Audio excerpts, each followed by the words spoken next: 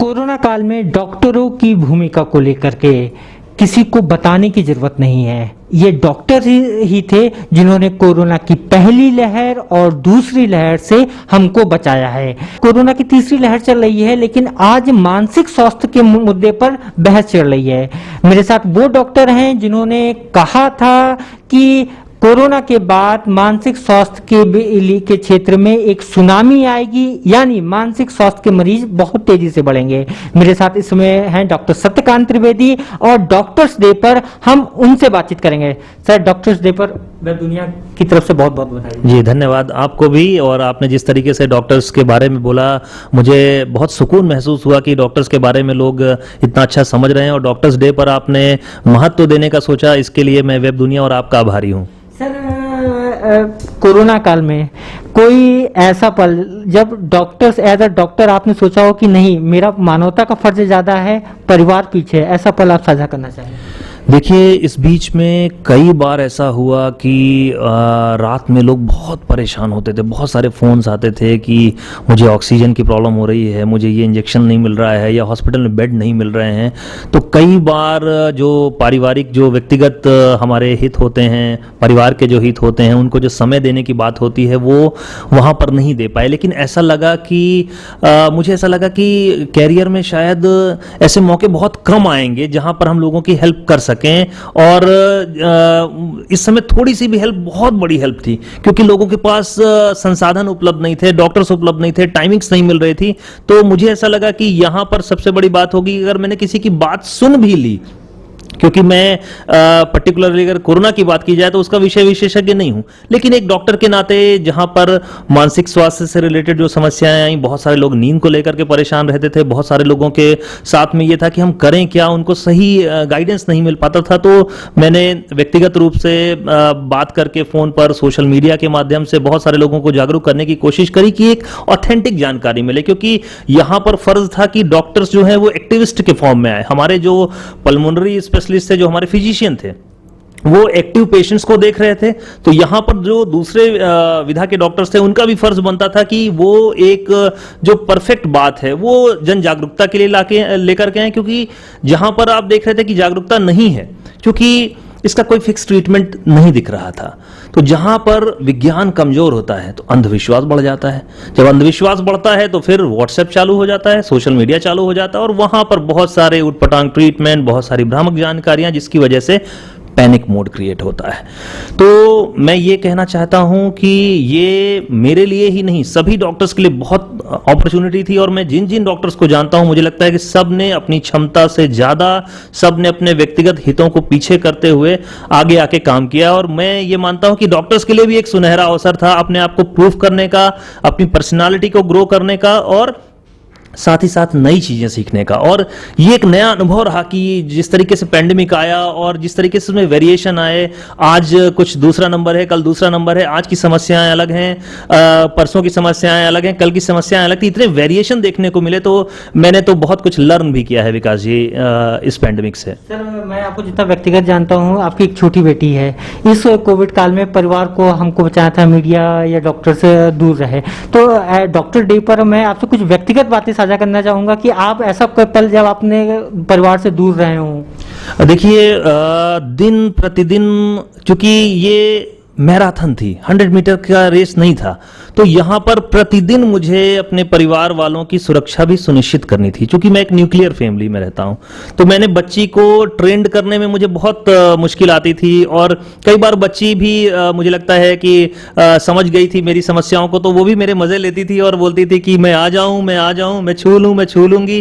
तो ऐसे बहुत सारे पल आए। लेकिन कहीं ना कहीं फिलहाल आज की डेट तक कोरोना, चूंकि सबको हो सकता है, कभी भी हो सकता है, वैक्सीनेशन के बाद भी हो सकता है, लेकिन समहाउ जो कोविड एप्रोप्रिएट बिहेवियर्स हैं उनका मैंने पालन करने की कोशिश करी। मेरी पत्नी भी वर्किंग है, बिटिया बहुत छोटी है, तो समहाउ घर का मैनेजमेंट करना, कई बार उनके एक्सपेक्टेशंस डिफरेंट रहते हैं। और जैसा कि आपने खुद बताया कि मानसिक स्वास्थ्य को लेकर के बहुत सारी समस्याएं बढ़ी, मैंने पहले भी ये बात कही थी, तो इसकी वजह से यहाँ पर भी लोड बढ़ा था।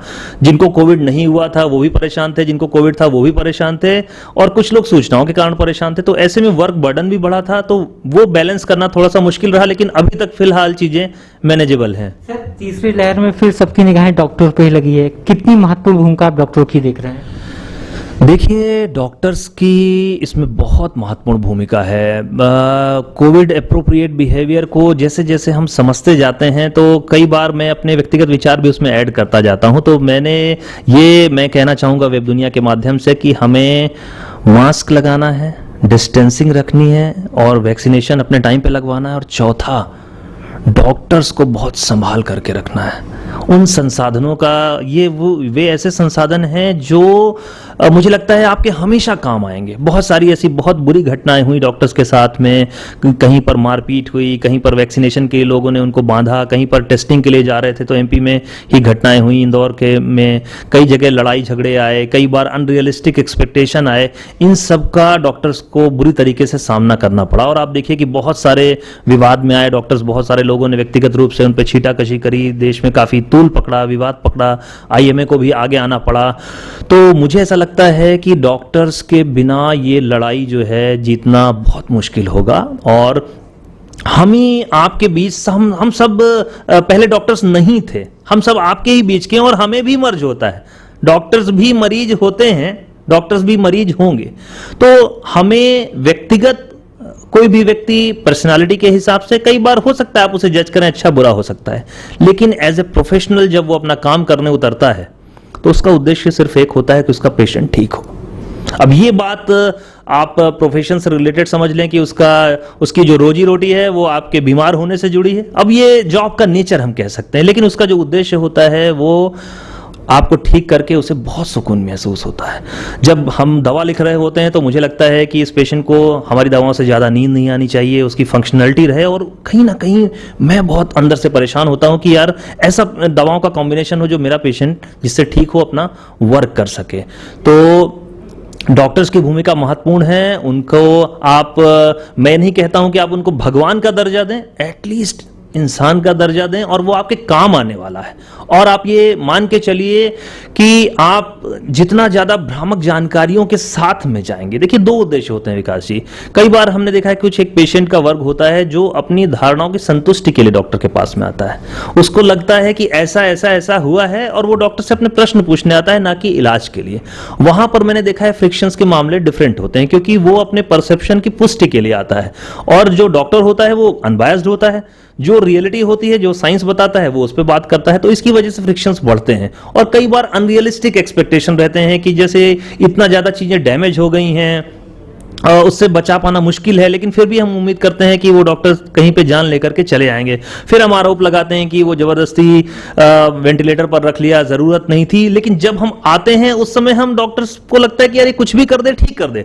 बट जैसे ही कुछ मिस हैपनिंग होती है या चीजें डॉक्टर के बस के बाहर की होती हैं तो हम प्रोजेक्शन कर देते हैं कि इन्होंने मार डाला, ऐसे शब्दों से नवाजते हैं। तो आप देखिए कि उस व्यक्ति को कितना रिजेक्शन का सामना करना पड़ता है। एक व्यक्ति जो 99 पेशेंट ठीक कर रहा है, एक पेशेंट अनफॉर्चुनेटली या डिजीज की सीवियरिटी की वजह से हमारे बीच में नहीं रहा, उसमें उसे रिजेक्शन का सामना करना पड़ता है। तुरंत वो भगवान शैतान में कन्वर्ट हो जाता है। तो हम जो ये अपॉर्चुनिस्टिक रिस्पेक्ट है डॉक्टर्स की, उसको बंद करने की बहुत जरूरत है। और आप मान के चले विकास जी, मैं वेब दुनिया के माध्यम से बात कह रहा हूं कि आगे आने वाले दशक की एक बहुत बड़ी समस्या होगी डॉक्टर्स और पेशेंट और उनके रिलेशन कैसे हैं। और ये बहुत बड़ी समस्या के रूप में आएगा, क्योंकि जो अविश्वास की जो एक धारणा सी बन गई है कि डॉक्टर्स गलत ही कर रहा होगा, ये सही ट्रीटमेंट नहीं होगा, उसकी वजह से दोनों के बीच की खाई बढ़ती जा रही है और ये बहुत बड़ी समस्या बन के उभरेगी। मैं आपको रुक जाऊंगा, नहीं, डॉक्टरों पर विश्वास है और वेब दुनिया का विश्वास है और वेब दुनिया के दर्शकों का विश्वास है और सभी का विश्वास है। इसलिए हमको डॉक्टर्स को संभालना है, डॉक्टर्स को सलाम करना है। तो और वेब दुनिया भी डॉक्टर्स डे पर केवल एक दिन के लिए नहीं, पूरे समय के लिए आपसे अपील करता है कि आप डॉक्टर को सलाम कहिए। भोपाल से वेब दुनिया के लिए विकास की रिपोर्ट। वेब दुनिया की सभी से अपील है कि भीड़ भाड़ से बचें, मास्क पहने व सैनिटाइजर का इस्तेमाल करें, साथ ही सोशल डिस्टेंसिंग का पूरा पालन करें।